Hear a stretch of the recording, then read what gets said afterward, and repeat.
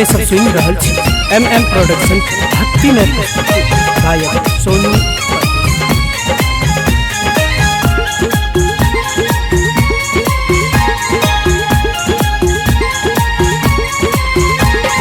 सुंदर सजेल मलिनिया लगे मैया हमर दुल्हनिया कि चम चम चमके मूर्ति मैया के चम चम चमके मूर्ति मैया के चम चम चमके मूर्ति मैया के चम चम चमके मूर्ति रूप सुंदर सजेल मलिनिया लगे मैया हमर दुल्हनिया कि चम चम चमके मूर्ति मैया के चम चम चमके मूर्ति।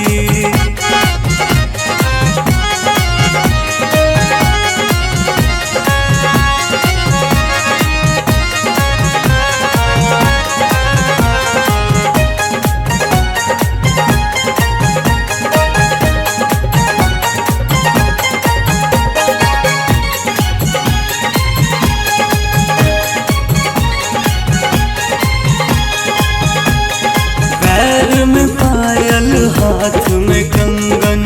नाक नथुनिया पहिया के माथ में टीका गला में मोती लाल चुनरिया मैया के पैर में पायल हाथ में कंगन नाक नथुनिया पहिया के माथ में टीका गला में मोती लाल चुनरिया और के सोबे सुंदर लीलार में बिंदिया लगे मैया हमर दुल्हनिया के चम चम चमके मूर्ति मैया के चम चम चमके मूर्ति मैया के चम चम चमके मूर्ति।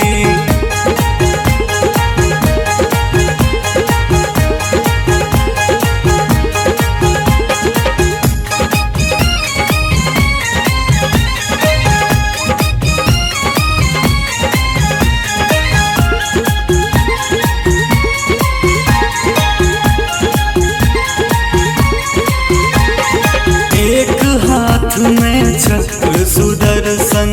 दोसर हाथ कटरिया तेसर में छन तीर धनुष चारिम कमल प्यारिया एक हाथ में चक्र सुदर्शन दोसर हाथ कटरिया है तेसर में छन तीर धनुष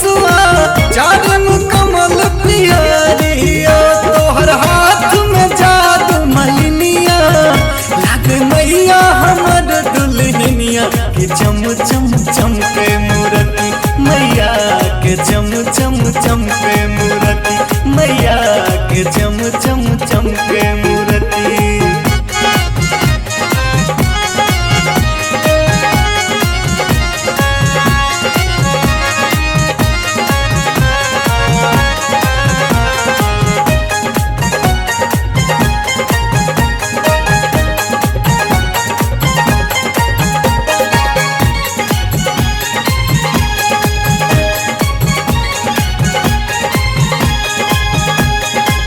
ब्रह्म विष्णु शरण में आवी इस दिन शीश झुकावैया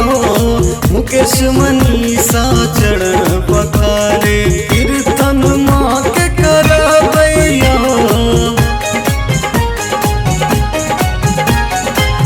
ब्रह्म विष्णु शरण में आवी निस दिन शीश झुकावैया है मुकेश मनीषा चरण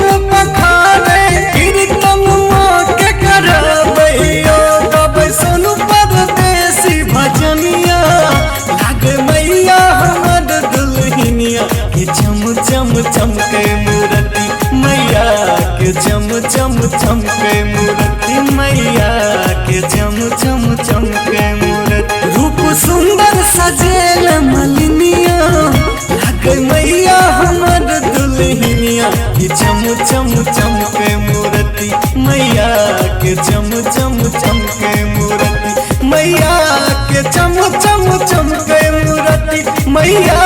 के चम चम चमके मूर्ति रूप सुंदर सजेल मलिनिया लागे मैया हमर दुल्हनिया के चम चम